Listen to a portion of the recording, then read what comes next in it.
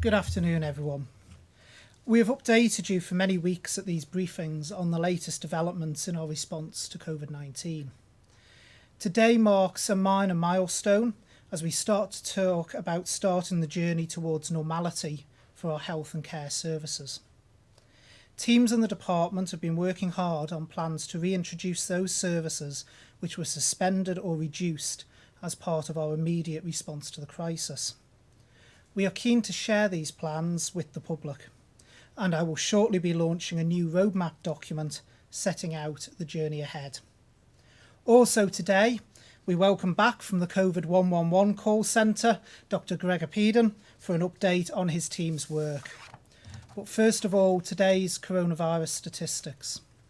The total number of tests undertaken stands at 4,393.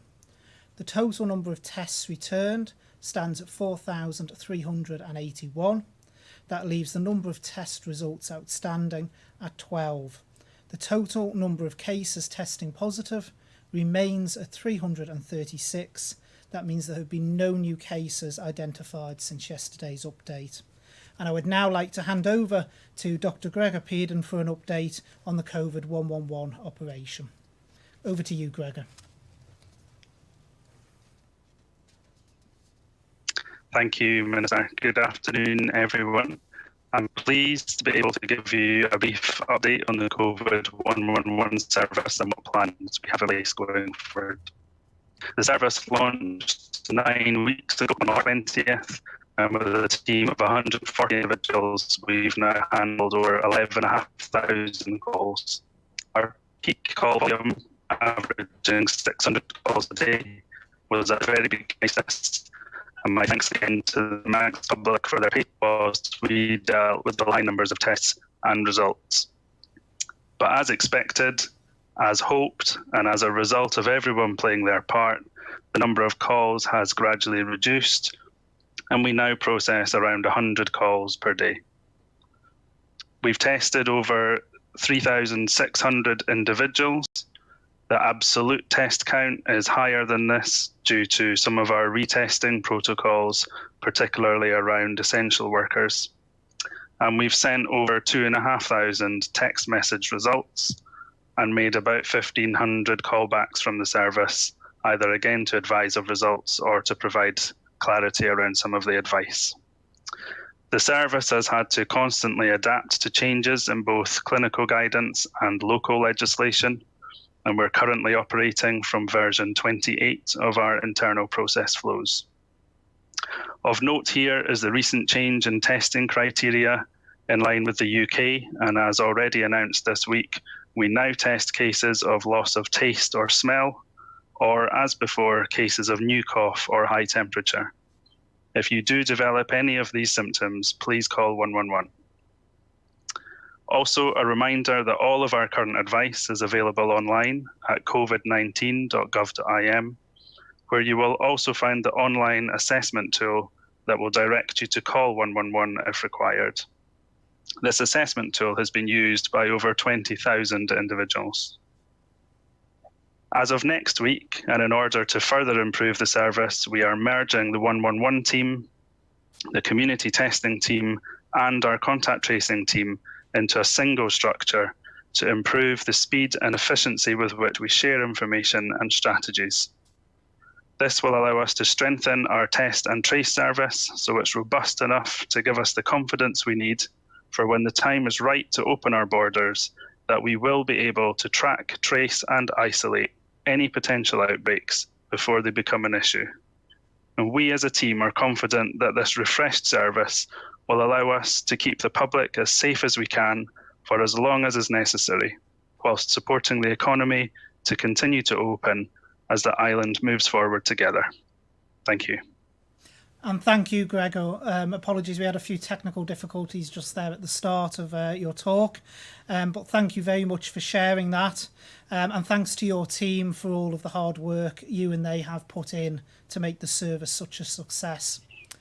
The COVID 111 service was set up within a week as part of our immediate response to the pandemic. It now seems a long time ago. The project brought together clinicians, project managers, web designers, IT experts, data analysts, team managers, and many more. By pulling together under pressure, we set up an entirely new service, which from day one adapted to suit needs. I very much hope we can retain this service in the future so that when the pandemic is behind us, we gain an effective, professionally designed new resource of real value to the people of this island.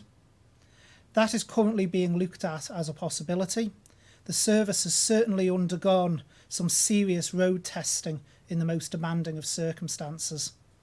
Having achieved a significant reduction in the spread of COVID-19, we are keen to see health and care services that have had to be suspended resume in the near future. We are aware of the potentially negative impact of further delaying many usual healthcare services. It is a balancing act. On the one hand, we want to offer a comprehensive health and care system to the public, but on the other, we must consider the threat of the virus that is still circulating in the community. So it is important we plan the process of restoring services carefully. We need to keep resources available for dealing with COVID-19 and to be able to increase or decrease the number of beds available as required. It's a hard truth, but the potential to have large numbers of acutely unwell COVID-19 patients remains and is not behind us. So we need to ensure our staff and patients are safe and we do not contribute to a rise in cases. It's a simple equation. The lower the number of beds needed for COVID-19, the greater is our ability to deliver services for other conditions and to meet other wider social care needs. Tomorrow we are publishing Return to Health, the department's broad approach to restoring services. It shows how we will do this in 3 stages, which are closely aligned to the 3 levels in our island-wide response to the pandemic set out by the government in Stay Safe almost a month ago. So it is a health and social care companion to the Stay Safe document. It is important to stress that this document does not cover every service area operated by the Department of Health and Social Care. Plans to resume our adult social care and learning disability services, for instance, are still being finalised. These will be the focus of a further companion document entitled Back to Care, which will be published shortly. Back to Health will be published online, and we hope that you find it informative.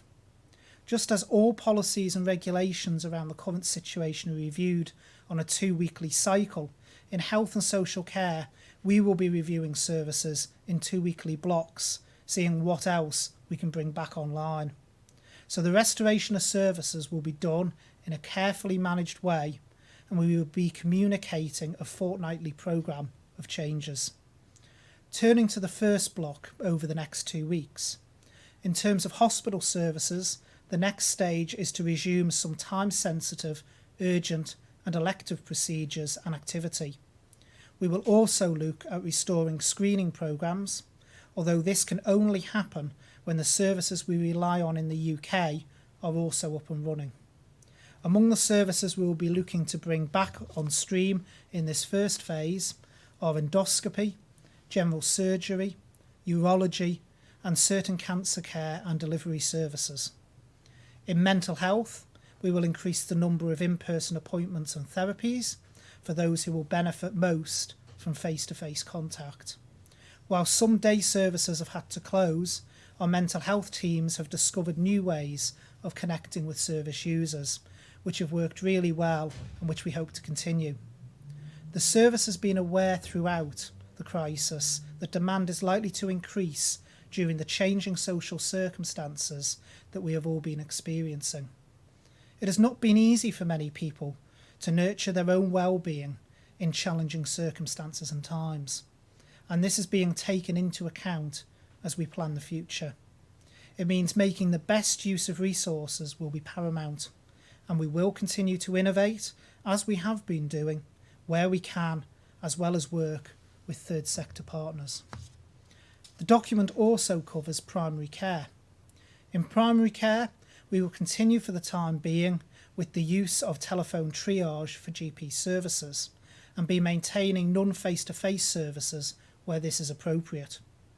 We will be looking to work towards the reintroduction of cervical screening and diabetic foot checks. The rest of the document also includes other services around GPs and opticians. Turning to dentistry. In terms of dentistry, we are not yet ready to allow dentistry services to resume as normal. Aerosol generating procedures, which form a large part of dentistry, are still a major risk. We will, however, in this first block of changes, be building on the emergency care available. By our NHS dentists partnering with the community dental service, we will be working to provide an expansion of services, including placing of temporary fillings and re-cementing of crowns. Within women and children's services, we will be looking to reintroduce admissions for specific groups to the children's ward, reintroduction of paediatric outpatient clinics, and expand on the community paediatric offering. Behind the headlines is a vast amount of detailed analysis, risk assessment and planning, all of which has to be considered by our leadership and clinical teams before it can be agreed as our firm plan. I would like to thank colleagues across the department who have worked so hard on these plans, as they are truly in the vanguard of shaping our health and social care services for the future. It is pleasing to see that some services are being transformed as they are being turned back on. So the service which comes back on stream is not exactly like the previous one. The difference is it will be better, as well as being more efficient and ultimately sustainable. I should also mention several areas which are crucial for any of the above to take place. These are areas we sometimes take for granted. The cleaning, housekeeping, catering and portering teams at the hospital and elsewhere. They have worked extremely hard, showed huge commitment and flexibility as they adapted and extended their operations during the emergency. These will change again as we return to normal, as social distancing, infection prevention practices and the use of PPE add a new dimension to previous routines. I hope this has given a flavour of the journey ahead. It is a challenging one, no doubt about that.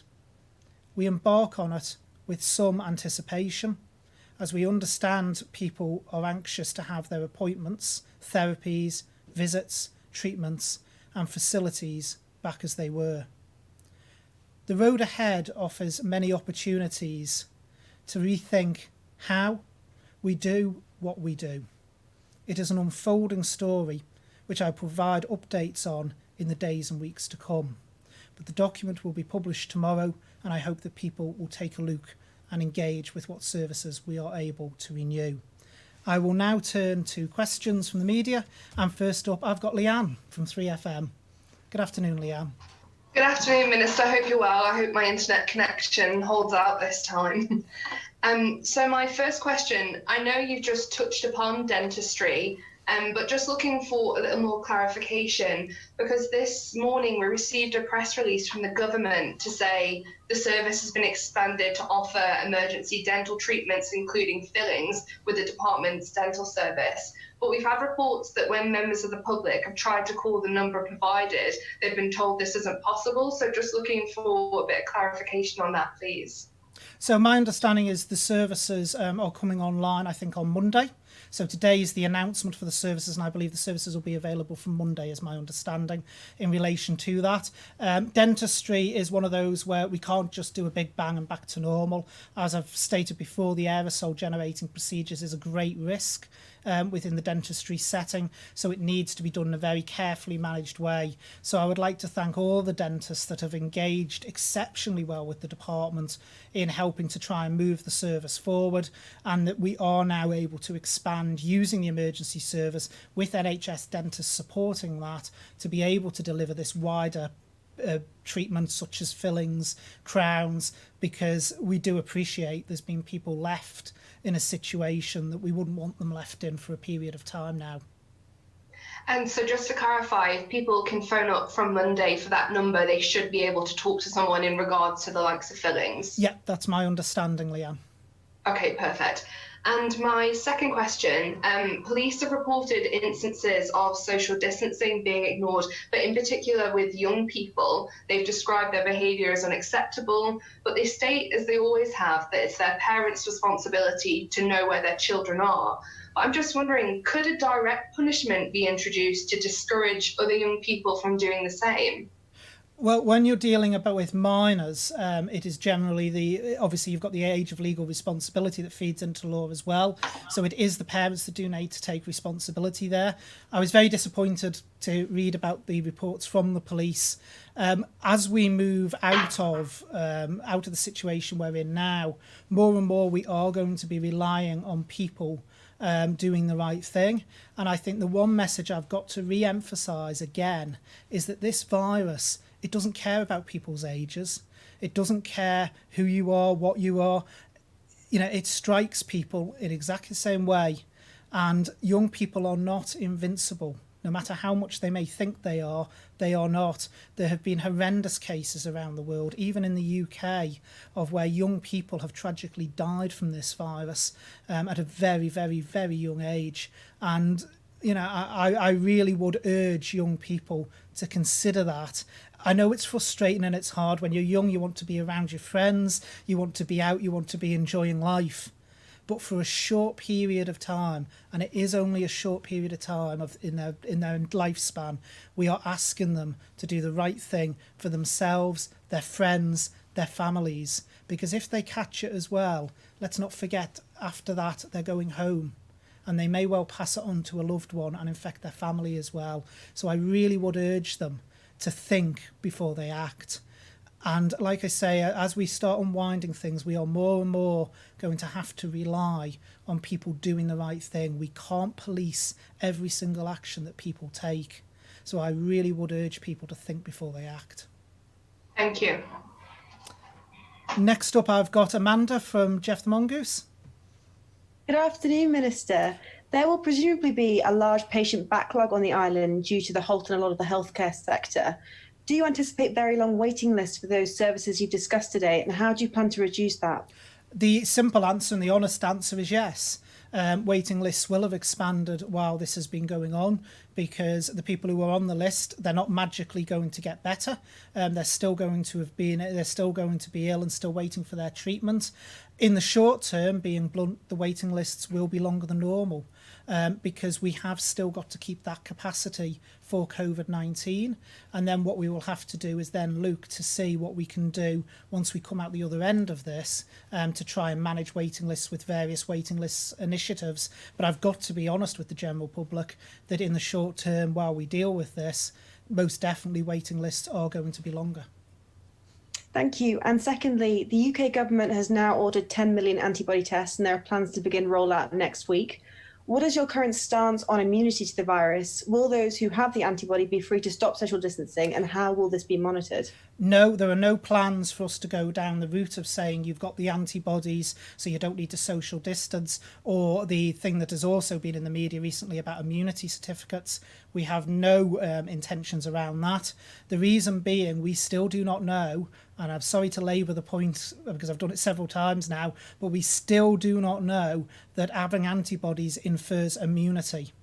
There just isn't the level of scientific detail at the moment, because this is a new virus, to say how long those antibodies stay around, and if indeed they do actually confer immunity to stop someone from getting it again. So we are going to be taking a very sensible approach, although people will be able to see when we roll out our antibody testing whether they've had the virus or not.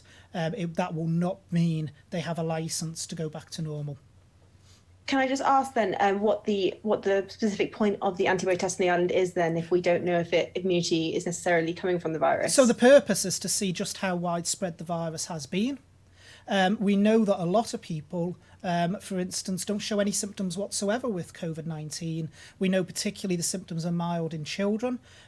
So children may just feel like they've got a cold or something like that, but it's the same in cases with adults as well. So what antibody testing does as a test is it allows you to see how widespread the virus has been around the community. It most certainly, and I have to emphasise this again, most certainly should not be used at this current time for someone to say, I've had it, I'm absolutely fine, I'm not going to get it again. The scientific evidence just is not there for that. Thank you very much. Next up, I've got Paul at MTV. Or MTTV, I nearly moved you onto a music channel there, Paul. Before I start, I need more information, or if you can, clarify this new case the other day. I mean, the Chief Minister gave out all sorts of things, which was setting bells in my head ringing. It was a teenager, not in healthcare, not in obviously a care home, hadn't been travelling. I mean, all these things, we're now getting a glimpse of something quite different there, aren't we? Are you worried? I mean, you're trying to find that person, no doubt, that connects the dots now. Yeah, I mean, obviously contact tracing takes place. Again, I'm sorry to labour the point again, Paul, because we are limited in individual cases about what we can share.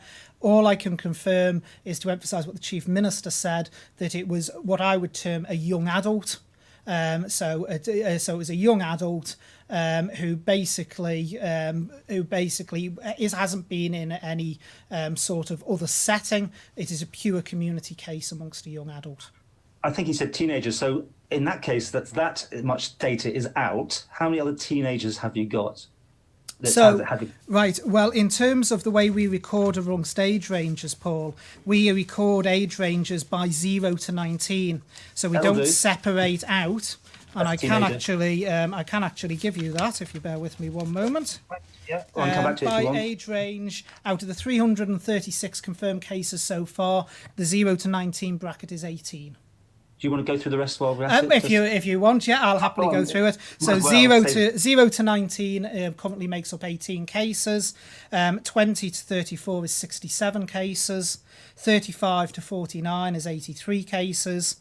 50 to 64 is 87 cases. 65 to 79 is 37 cases. And 80 plus is 44 cases.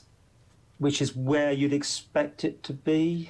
It is. Obviously, it affects the older age groups more. But again, I need to emphasise that doesn't necessarily mean there hasn't been cases in the younger age groups, because a lot of young people don't show symptoms or show low-level symptoms. So that is, again, tying in with Amanda's question. That's where antibody testing will actually be quite effective to see. That was my aside. Now to the question. Dentistry. We have these two sets of dentistry set up already. I believe one will be doing the fillings. You mentioned that's back on, but we've talked about in the past that the amount of deep cleaning, the amount of precautions in there, you'll never catch up on that if it's only I think you said last time, maybe 4 cases a day potentially could be having a filling. And that's before any other dentists obviously come back online. That's not going to help, is it, really? I mean, obviously, it helps 4 people a day, but it's a massive backlog building. Well, first thing I need to say is we're operating out of 2 premises in order to deliver this service. But the way we gear up the premises and the way you divide it off, because bear in mind, you're talking clinical rooms. So if you've got more than one clinical room, you can use more than one clinical room at the same time. But it's about ensuring that the patient is safe and the dentists and their staff are safe. So it is still limited treatment. I'm not trying to say everything's going to return back to normal instantly. We are now able to expand that treatment base, and obviously the priority will go to those that are in greater need in relation to access to those services. But it has to be done in a clinically safe way. And aerosol generation with COVID-19 is one of the most dangerous. There's certain scientific studies out there that show when it's aerosol generated, it can actually even survive in air particles for a period of time, let alone on surfaces. So there has to be that rigidity around cleaning before other patients come back in. I take that, but you accept that there's been HIV, there's been all sorts of the flu, whatever. I mean, with our numbers so low, you might be more chance of winning the lottery than actually catching anything by the sheer sort of percentages we're dealing with now. Well, firstly, let's remember HIV is transmitted in a different way to COVID-19. Let's also remember when you mention flu, COVID-19 in terms of its contagion is actually higher in terms of your being able to pass it on.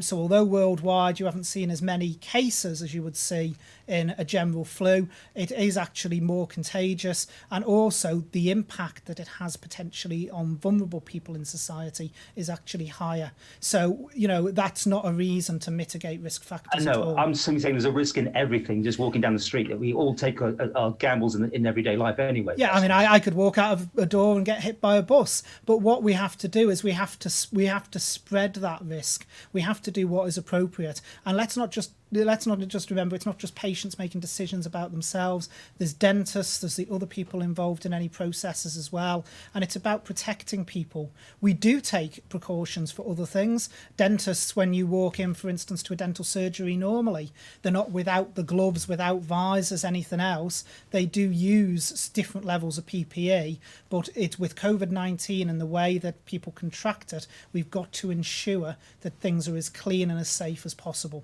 Okay. Another question is about key workers and so on. What exactly now, because this may have changed, when a key worker arrives in the Isle of Man, do they or do they not get tested in any shape, form or fashion before they leave the airport or the seaport? Right, so in relation to the key workers, no, because there's very strict protocols around them. So key workers still have to self-isolate.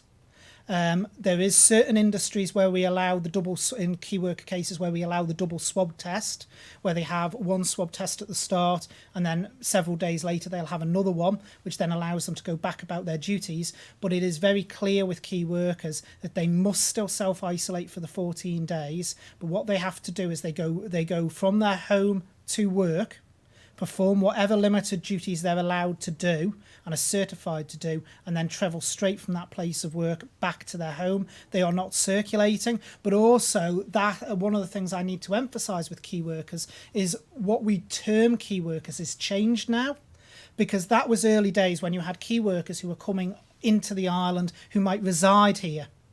Most of those key workers now are back on island. The majority of key workers now are people who never actually formally set foot in the island. So you've got the boat crews, you've got aircraft crews who are coming in and then going straight back out. So it's a very different setup in terms of key workers and the majority of those key workers than it was at the start of this. But you have got reverse key workers, ones that are working in the UK come back here to be home, and they could be here for any time. They have to self-isolate. Yeah, but it's no testing. I mean, maybe those people that have to wait for the once a week boat, you know, who do get all the full testing across, it just seems like it's working on two different platforms. Well, hang on, Paul. The testing that's done for those that wait for the boat is temperature checking. Now, we had a very long debate at the start of all this, I seem to remember, before we even did these forms of press conferences about temperature checking. All that temperature checking will identify is if someone has a fever. So the people returning aren't being swab tested, getting negative results or positive results back. It is purely a temperature check that is done at the port. Well, Heathrow's bringing that in, aren't they? They're thinking about putting in temperature check. So it must be some merit in it. At least it picks up some cases. Well, it will pick up anyone with a fever. That wouldn't necessarily mean they've got COVID-19. They may have a fever for a different reason. But since that's one of the common symptoms, you then wouldn't allow someone to travel if they presented with a fever, and that's what we've been operating. But it's the only form of testing really that's practical and instant testing to do at a port. Okay, thank you. Okay, then next up I've got Jess from Isle of Man Newspapers. Hello, Minister Ashford. My first question is about PPE. Can you give us an update on the supply here in the island, and are you confident that with the increase of supply due to services opening, that we have got everything in place as demand grows, especially when up against global demand too? Very good question, Jess. In terms of PPE, we are very resilient. We've been building up our supplies. We haven't been relying on the NHS supply chain. We've been going out and sourcing PPE from around the world, from as far afield as China, and bringing it into the island. We've built up a very good reserve stock for our health services. In terms of businesses returning, though, I do need to emphasise it will be for those private businesses to source their own PPE. Government will not be providing the PPE for them. But our stocks in terms of health are very resilient, and we're lucky that we are in the place we are in. We do not have shortages of PPE, as some other countries have seen. Okay, thanks. And my next question is, in terms of the services that are to open, in terms of health services, that is, what assurances can you give to those in the at-risk categories who are maybe nervous of going into these places, and what procedures are in place to better protect these people? So people will be travelling obviously into a hospital setting for most of those services that are being turned on, or certainly a very controlled medical setting. And there is cleaning regimes in place. There is very much protocols behind every service we're turning back on. As you would expect within a medical setting, everything is risk assessed as to the risk to that person. If we had someone who is exceptionally vulnerable and we didn't feel it was right at this time for them to recommence whatever procedure or whatever they need to do, then we wouldn't make them do so. But, you know, I know it's going to be very nervous for people, and I know people are going to be exceptionally worried. It's a nervous time for a lot of people as people slowly see the changes coming through. But the one thing I would say, we take all precautions in a health setting to ensure that it is safe for people, and the risk of them contracting COVID-19 within that health setting is minimised as much as it can be. But we do recognise there is concerns, and if anyone is invited to attend for any procedure and they have any concerns, I would urge them to get in touch with the clinic or with the consultant concerned, or the consultant's office, to discuss it through and actually talk about those concerns to get some reassurance. Would you recommend these people to maybe bring their own masks or gloves? Do you think that would help in any way? I mean, I've reported about a business supplying respirator face masks for chemotherapy patients. Does that help? Personally, I wouldn't recommend it as such, because let's not forget, with masks and gloves, unless you apply them properly and you know how to dispose of them properly, it's actually a way of transmitting the virus if you're not doing things correctly. But what I would actually say is, if people feel comfortable with that, if that's their choice and it makes them feel more comfortable about going into that setting, there's nothing to stop them doing so. You know, it's about if that gives them comfort, but it's not going to be a recommendation. Okay, thank you very much. Thank you. I don't think we've got anyone from the BBC. No, we haven't. So that was the final question then for this afternoon, and it concludes today's briefing. Can I thank all our Oh, sorry, Paul is waving at me, so go on, Paul. I don't want to take up too much time, but I went on the EasyJet site today and I could book tickets from Liverpool to the Isle of Man. Some days it was saying sold out. Now, that may be just a marketing play, but there definitely was algorithm activity, because some days the tickets were £60, some days they were £23, which shows me that people have made bookings. And there's nothing there to say that you can't fly, and this is all up in the air. You telling me there's no deal done between you and EasyJet to start flights, because why would they be putting them on sale? Quickest answer of the day, Paul. Yes, there is no deal. There has been absolutely no deal done with EasyJet. What I would say is that people can, of course, book. Just as Logan Air, this is no different to the way Logan Air has been operating the whole way throughout the pandemic. People can book on Logan Air, but if they're not holding an exemption certificate to come into the island, they will not get through because the borders are shut. How does that work at the airport? Does someone look at this piece So of paper? they have to present the exemption certificate before they can board the plane. But people from the Isle of Man still could fly out on EasyJet. There's no problem going. It's just people can back. leave the island. That has been the case since the moment the border shut. We've never had restrictions around people leaving the island. It's people returning to the island that need to go through the appropriate process. Jess? Thank you. Hi, yes, I just thought I'd ask another question in relation to those working on the COVID ward. I mean, I believe that it's got to be a very extremely stressful and tiring environment to work in. And I'm just wondering if there are any procedures in place so that staff who have been working relentlessly are able to take any time off, because I mean, it would be quite an emotionally draining situation sometimes. It most certainly is. I mean, they really are. When I talk about the front line, we literally mean they are literally on the front line. I'd like to again express my thanks to all of those that are working in those circumstances. What I would say is we try to rotate staff as much as possible. But also one of the things that's just gone out to staff through the department is because of the low level of cases, we're easing the restriction about people taking annual leave. So if people need to take annual leave or they feel exhausted, we're urging them to speak to their managers about doing so. Because there has been restrictions on annual leave prior to now, but we are relaxing those, and people do need to take a break. I think the thing we're more at danger with is we actually have a huge amount of absolutely dedicated staff who just want to keep working and keep helping and supporting the island day in, day out, and they don't want to take that break. I think that's more of a risk for us in trying to convince people that they do need time to recharge their batteries and actually think about themselves, because we have so many staff that put everyone else first, they sometimes forget about themselves.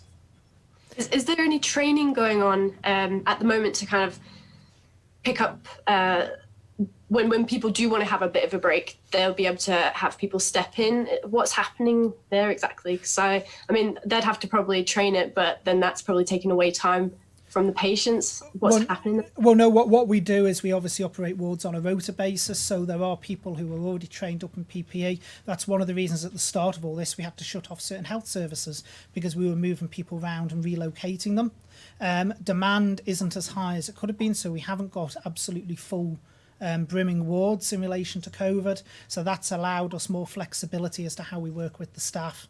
So there'd be certainly no need, from what I've seen in terms of staffing capacity, to have to train up anyone further than what we've already got trained up in able to try and relieve some of that pressure.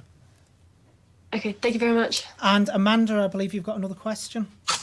Yes, thank you, Minister. Is it possible there could be a change on the 2-metre rule, as reopening businesses could struggle to break even with significantly reduced clientele due to social distancing? And will the island follow the World Health Organization's guidance to reduce the distancing to 1 metre? Right, I need to follow up on the World Health Organization's guidance. The word for clarity, the World Health Organization's guidance isn't 1 metre. It is a minimum of 1 metre. Is the words that the at least 1 metre is the words the World Health Organization uses. We know from the scientific reports, and in fact many of them are World Health Organization reports, about the aerosol generation when someone sneezes or coughs and it travels. The 2 metre restriction we are not planning to change, and certainly aren't considering that at this time. That's far too early in the day for us to be doing that. Different countries have taken different approaches. Some, like us, have gone for the 2 metre. I think New Zealand has the 2 metre. Lots of other countries across Europe use the 2 metre. Other countries have gone for 1 metre, some for 1.5. I think it's sensible to stay with the 2 metre. To be honest, most people underestimate how far 2 metres is anyway. Or overestimated in other cases. So I think it's important we have that measure in place, and certainly I don't think there would be any benefit from going from the 2 metres to 1 metre. Okay, thank you very much. Okay, well, thank you very much again to our media partners for the questions today. Dr. Allenson will be here on Monday to expand on the issues around education, and I hope you all have a very pleasant weekend. Many thanks to all of you who are working in our health and care services, and for those who aren't working over the long weekend, I hope you enjoy the bank holiday on Monday. Thank you.